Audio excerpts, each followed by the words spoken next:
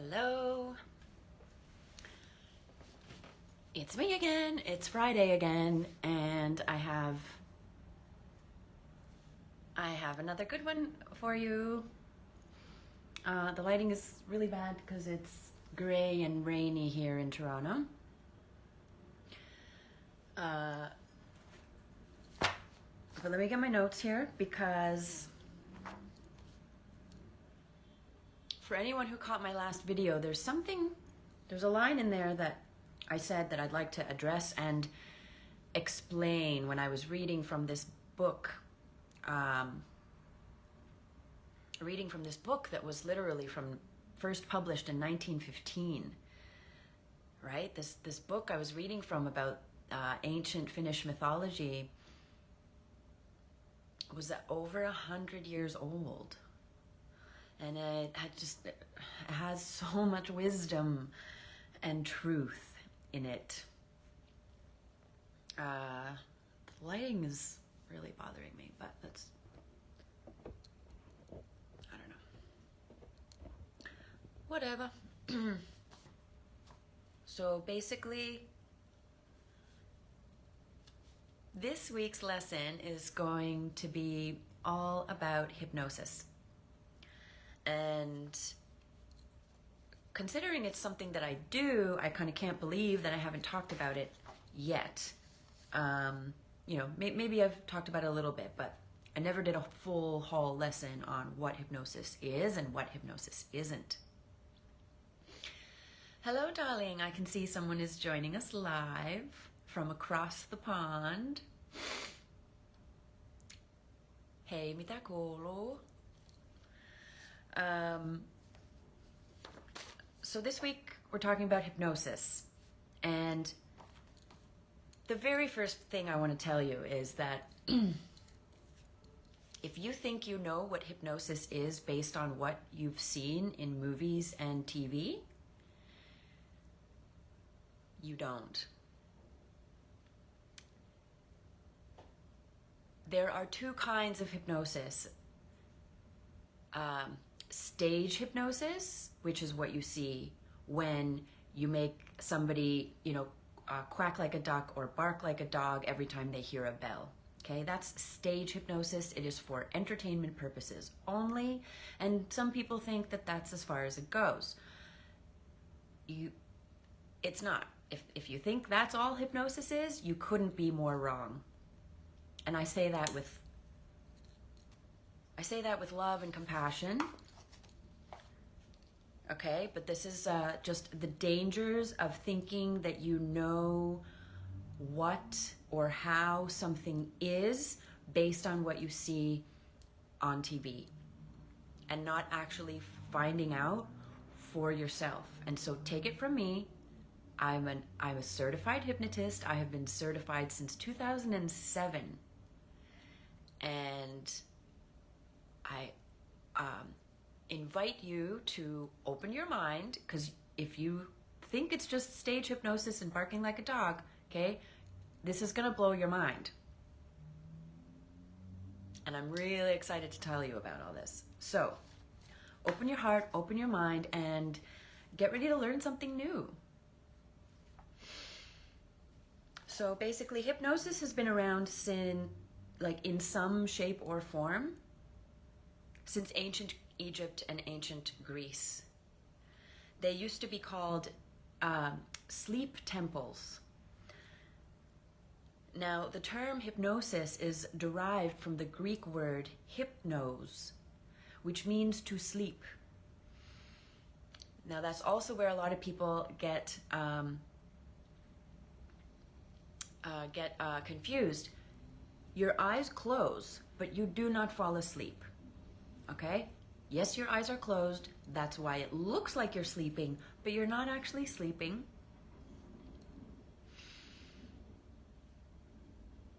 And just to finish a point I was making earlier, there's two kinds of hypnosis. There's stage hypnosis for entertainment, and then there is therapeutic hypnosis. And there's even a third kind, which I'll tell you later. It's the same therapeutic, but it goes even deeper. So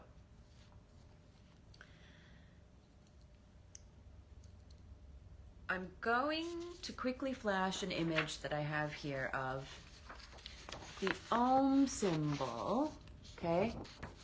Do we know the Om symbol? It's kind of, might be backwards for you, but the Om symbol, this is a symbol that represents the different states of consciousness. So the very first curve at the bottom here represents the waking state. The second curve, so the top of the three, I know it's not a three, but that's the waking state. The second curve is deep sleep or unconscious state. The third curve here, the one that goes out, represents the dream state. And they say here, it says, which lies between waking and deep sleep. The dot at the top right here represents the absolute state of consciousness, which illuminates all the other states of consciousness, so absolute consciousness. And the semicircle here represents Maya, or the veil of illusion. It separates the absolute from the other three curves. And these states of consciousness are what we're going to be talking about. This is what you're dealing with in hypnosis, your state of consciousness. But I found it really, really interesting that, like, I didn't know this about the Om symbol before. I thought the Om symbol was not just, okay, because this is pretty cool, not just to downplay it, but, you know, Om, the reason we chant this when you're meditating or doing yoga is because it is said to be the primordial sound of the universe right before the Big Bang. So as everything is compressing, it's actually going Om, and so it's the original sound. It's the original sound that all other sounds emanated from, that the universe was born from, right before the Big Bang. It is said to be the sound Om. So that's what I knew about the Om symbol before. I had no idea that these, each part meant something to do with your consciousness. So anyway, that's a little extra tidbit for you. But basically, let's get down to business. Hypnosis is based on the science of brain waves. Brain waves were first discovered in animals in 1875, and then they were discovered in humans in 1925.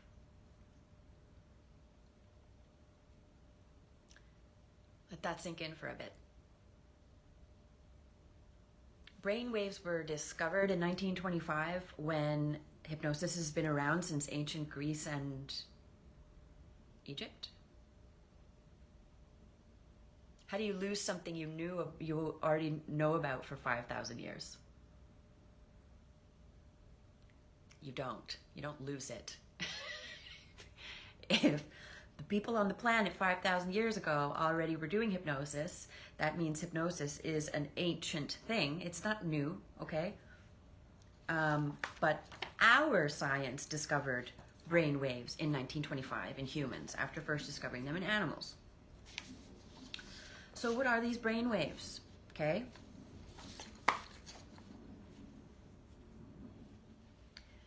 You have beta brain waves, and these are the brain waves that you and I are experiencing right now.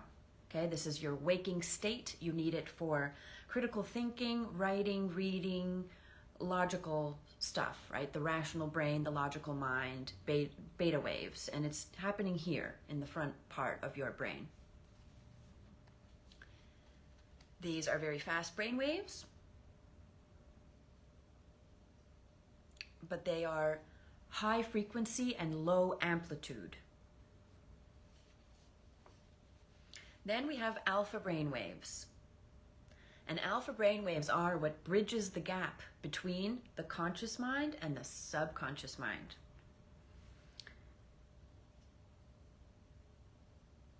And when you're experiencing alpha brainwaves, you are going to be feeling a very deep sense of relaxation.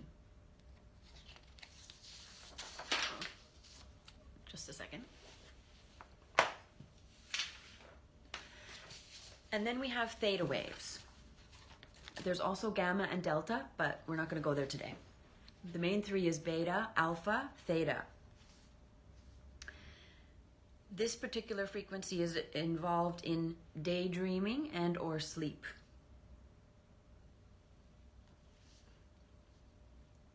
And these theta waves are connected to experiencing deep feelings and raw emotions. The stuff you can't experience when you're in beta thinking.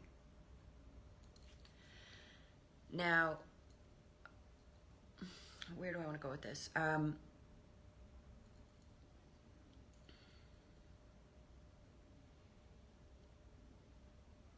There was something I wanted to say and it's escaping me. Beta, alpha, theta. So the deeper and the slower that your brain waves get, the more you end up going into this deeply relaxed, trance-like state. Now, a lot of people are afraid of the word trance, but I'm going to break it down for you. We kind of naturally oscillate between beta and alpha brainwaves throughout the day because guess what other examples of a trance are? Okay, you're in a trance when you're in a daze, right? Have you ever been just off in a daze somewhere thinking about something else and someone's like, hello, are you there? Earth to Tiina. Okay, when you're just in a daze, you're in a form of a trance. When you are driving, they call it sometimes highway hypnosis. People get in the car in Ottawa, they drive for a few hours and then they're in Toronto and they're like, whoa, where did the drive go? You just get into this very focused, trance-like state even when you're driving, and that is called, often referred to as highway hypnosis.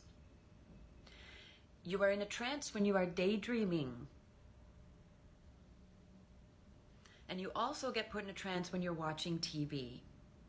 We've all experienced that same hello, earth to whoever is watching the TV. It doesn't even hear you. Dinner's ready, kids. Okay? Your television puts you in a trance. Let that sink in for a minute. This is one of the very first things I learned when I went through my certification program in 2007, okay? Your TV puts you in a trance. And what are they telling you to do on the TV all the time, right? Buy. Wonder Bread, part of a complete childhood. Buy. Get this new car, get this new drug, get this, and what else have we been hearing for the last year?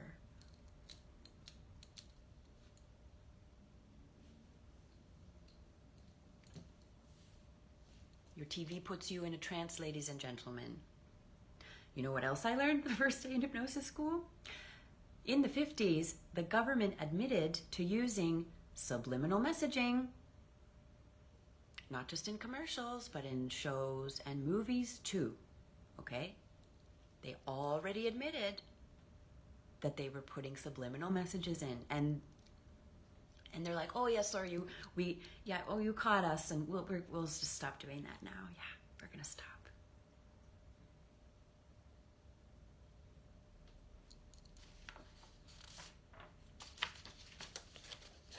Okay, still with me?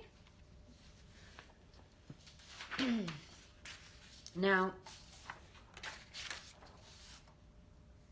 let's talk about the subconscious mind for a second. Your subconscious mind is back here. It is 90% of your brain, your brain, okay? Imagine an iceberg, only 10% is above water and 90% is underwater This is a perfect example of your subconscious mind. Conscious 10%, subconscious 90%. Another way I'd like you to think of this as a metaphor is that basically your conscious mind here, some people also call it the monkey brain because it's always just like, okay, your monkey brain is like a football team. I'm talking NFL, it doesn't matter what, but it's like a team, an NFL football team. These are the runners, the players. But your subconscious mind is the coach. Your subconscious mind is the thing that's driving everything that the team does. Now, I already mentioned that this is the analytical, logical part of your brain. This is where we have our short-term memory and our, logic and rationale. What's the subconscious for then? What's the other 90% for, you might ask?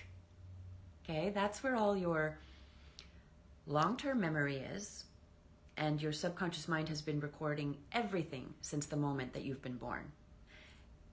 Your subconscious mind also holds the memories to all your other lifetimes.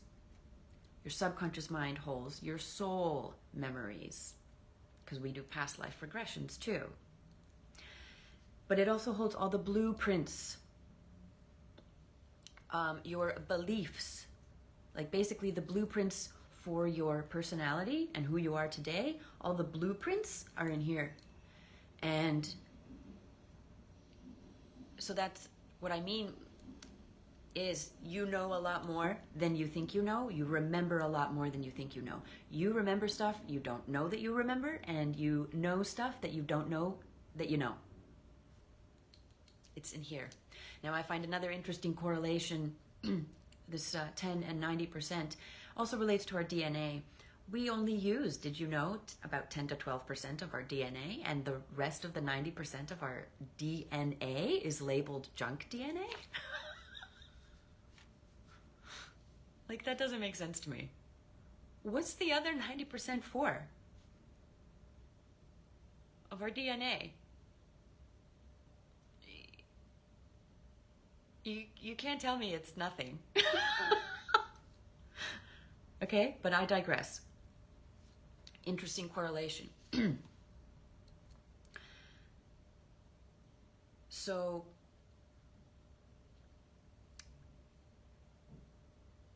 get this. Your subconscious mind processes 400 billion with a B bits of information per second. 400 billion bits of information per second, while your conscious mind only processes 2,000 bits of information per second. Said another way, the impulses of your subconscious mind travel at 100,000 miles per hour, or the conscious part of your brain, they only travel 100 to 150 miles per hour. Which one's more powerful? Okay, not just by size, but by speed and processing power alone. Remember, our mind, your mind, your brain, the thing between your ears and your head is the most advanced supercomputer on this planet. 400 billion bits of information per second. Let me put this into perspective. 1 million seconds is 11 days. 1 billion seconds? Hold on to your hats and your horses. 1 billion seconds? Guess how many days?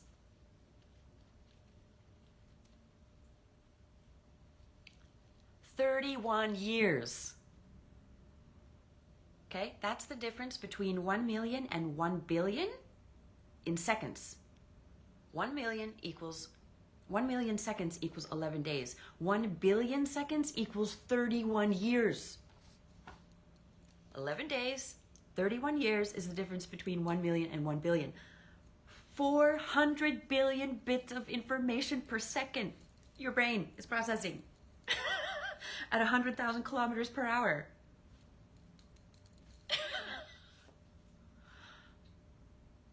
Like, hello? So, most people are trying to control their lives with their conscious part of their brain, right? You're trying to control your actions, your behaviors, your habits, your memories, your decisions, your everything. You're trying to control it here. Something that processes 2,000 bits a second at 100 to 150 miles per hour. Which one do you think?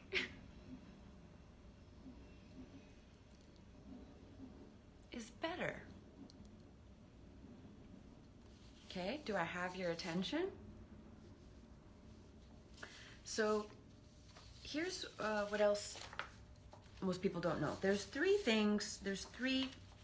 overlapping circles. Like, so pretend there's a circle here, and another circle here, and they're all overlapping in the middle. There's basically three purposes that we do use hypnosis for. We use it for motivational, right? Examples of this would be, my very first hypnotherapist told me that he would make a recording for himself so that he would get up and go to the gym in the morning with a happy smile on his face, right? Motivational. Therapeutic, where you can use hypnosis for healing, going to the root memory of a trauma and healing it while you're in hypnosis. That is the therapeutic of it. You can also talk to diseased or ill parts of your body. It's crazy. Okay, you can talk to your body and your body will tell you what it needs. You can talk to memories that are stored in your body. Like my very first hypnosis experience was me saying that my neck hurts, and when he asked, when did it start hurting? I said, it started the moment I was born. And I didn't even know I was going to say that, but that's what I said. And he's like, what happened when you were born? I said, the doctor hurt me. And it was in my neck. That emotion of being yanked out of my mother with forceps pissed me off. I was a baby. I was a newborn baby.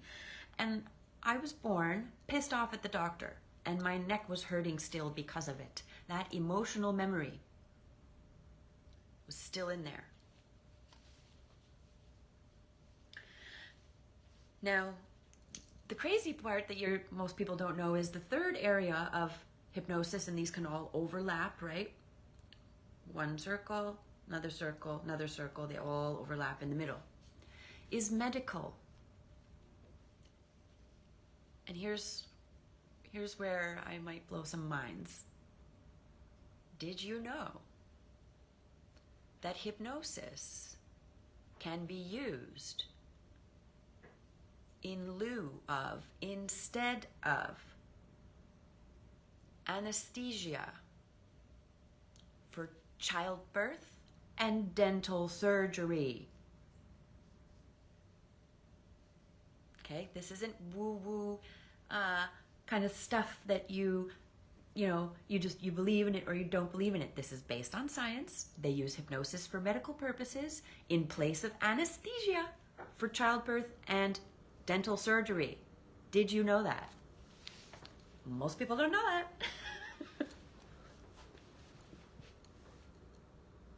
Okay, so hypnosis is no joke. And I want to, maybe now is a good time to,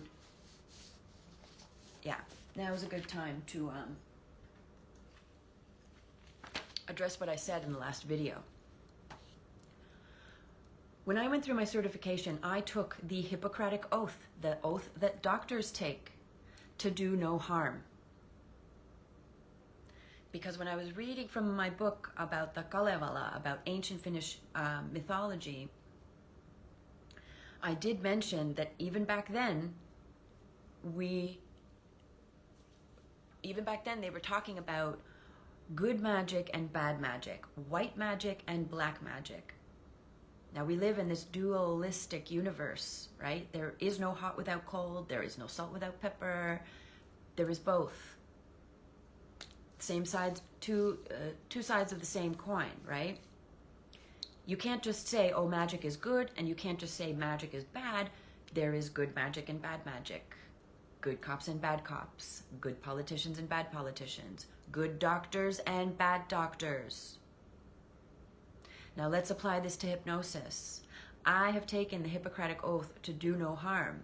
I have the power to hypnotize someone and make them bark like a dog. But I have no desire to do that. Not even for fun. All right? None whatsoever. I only use this power of hypnosis for good.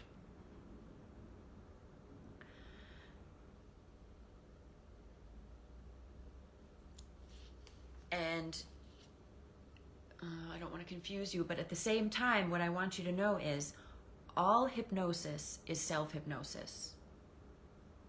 You're the one that's doing it when the conditions are right, when you are relaxed enough. So I don't have any special magical power. It is just all I know to do is to guide you into a state of deep relaxation, which is no different than meditating. Okay? A lot of people meditate and then they're afraid of hypnosis. Guess what? Same thing.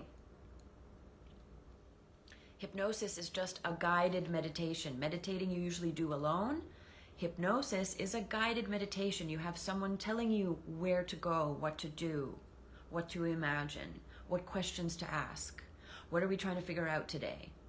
You know, when did this pain start?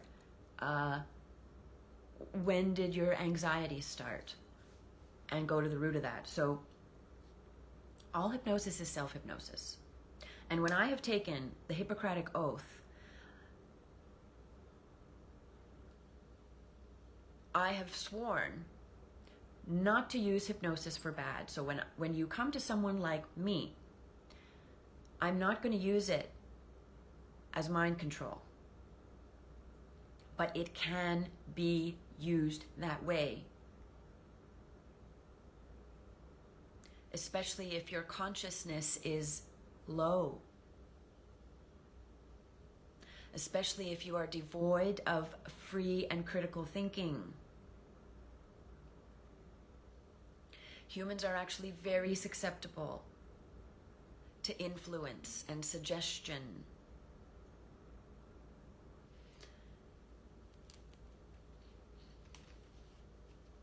And so I said this line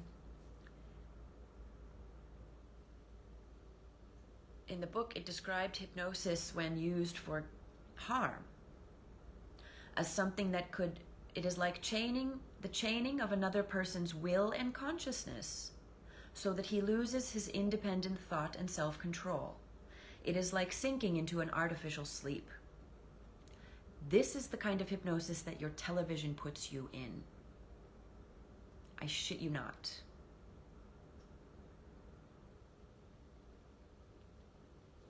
Snap out of it, okay? Snap out of it.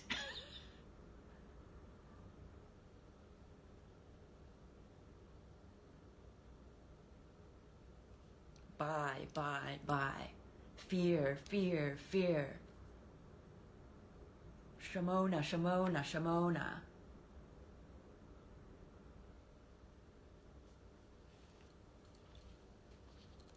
You are susceptible. You are more susceptible to suggestion when you're watching television.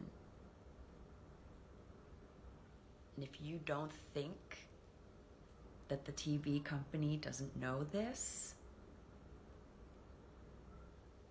you're mistaken.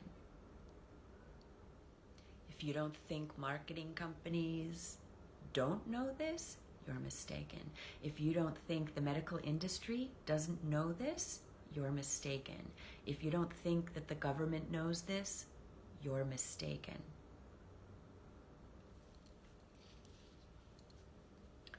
So there's good hypnosis and bad hypnosis. Now, you still have, even when you're under hypnosis, okay, you still have full control of yourself. So I have been asked a question that I did not want to tell the practitioner the answer to, and I just shook my head and said, no.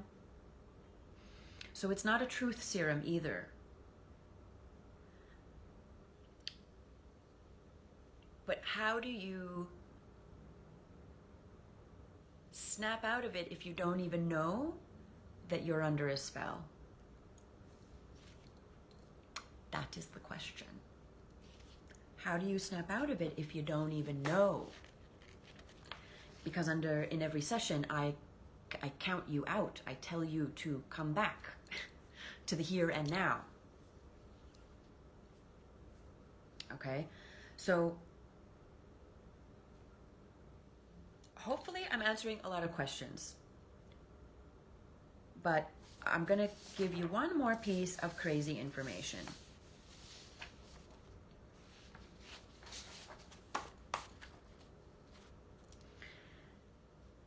In 1952, a German physicist named Winfried Otto Schumann discovered something called the Schumann Resonance. And it is the global electromagnetic resonances of the Earth.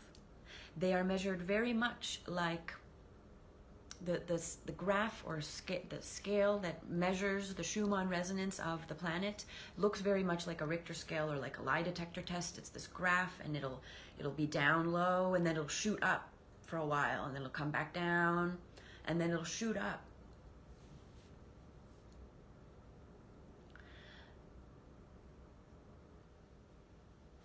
It is also said to be kind of like the heartbeat of the Earth, the impulse of the Earth that emanates all the way through the planet. You better believe we are affected by this Schumann resonance.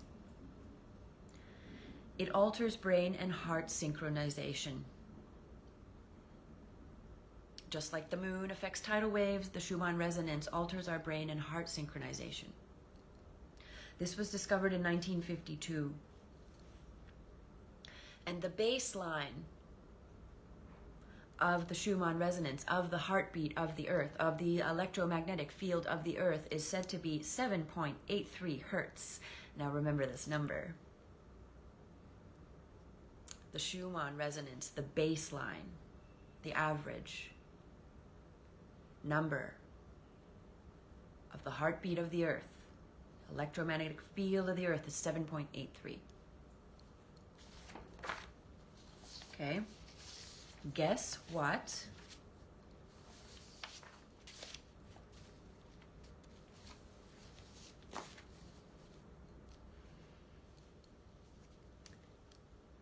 Guess what frequency your brain goes to when you're sleeping? 7.83 hertz.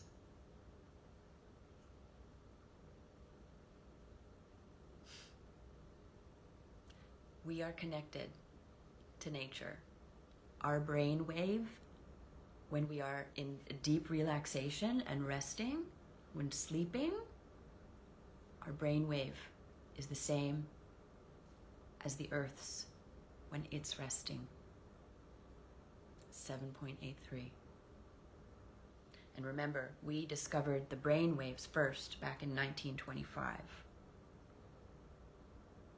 25 years later, they discovered the heartbeat of the Earth is the exact same.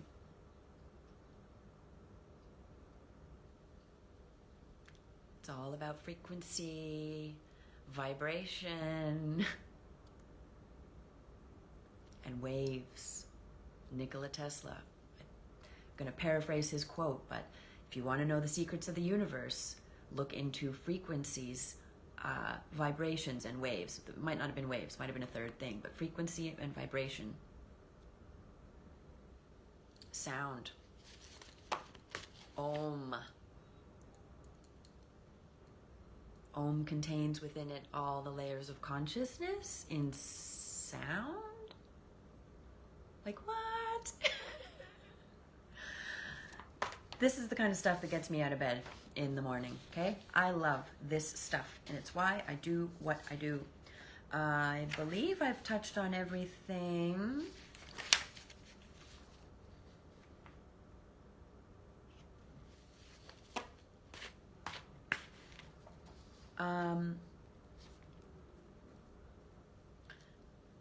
So yeah,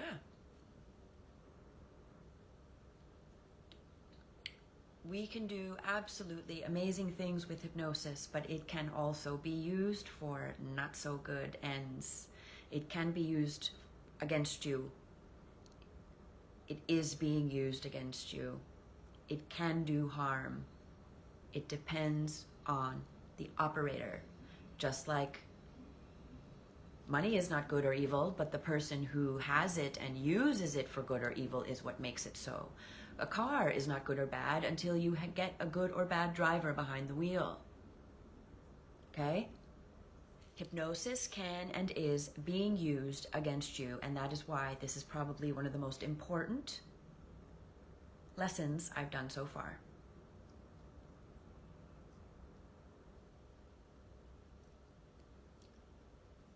I have taken the Hippocratic Oath to do no harm, but the ad execs at the top of these billion-dollar corporations, you think they give a shit? They don't.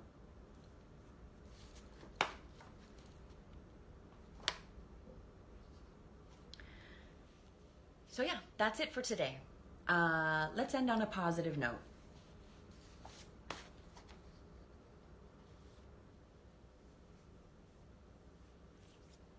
Let's just do the cortices, a little tapping series that I taught in another video. Let's just do that because I feel like I need it right now. So we're just gonna take our hand at the base of our head, the nape of our neck. Yeah, tapping on the front here. Make sure to tap with both sides equally. Tap, tap, tap. And you're gonna tap on your sternum. And then you're going to tap on your belly button. You're going to move the hand up, just one hand width at a time. Tap, tap, tap. Tap on the sternum. And tap on the belly button. Just do this with me, because I know what I said might be heavy for some of you. Okay, then move my buns in the way. I'm going to squeeze underneath. Tap, tap, tap. And belly button.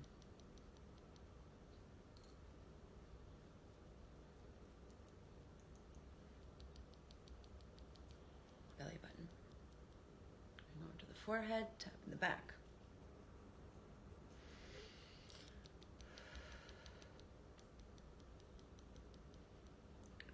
And hold both sides of the head for now. Okay, we're covering, like with our hand, we're basically stamping our whole hand around our entire head, our brain, like a helmet. Keeping one hand there.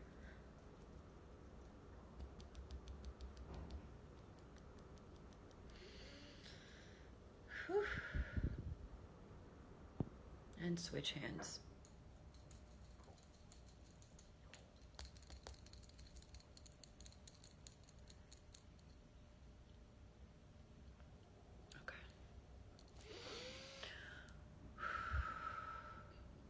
Knowledge is power, my loves. Knowledge is power. Knowing is half the battle. Your perception changes based on what you know. The more you know. Okay? Wishing you all a happy Friday. Feel free to DM me if I triggered you, or if you have a question for me. Okay? I will be talking about this more. But ciao for now. Have a lovely Friday wherever you are in the world.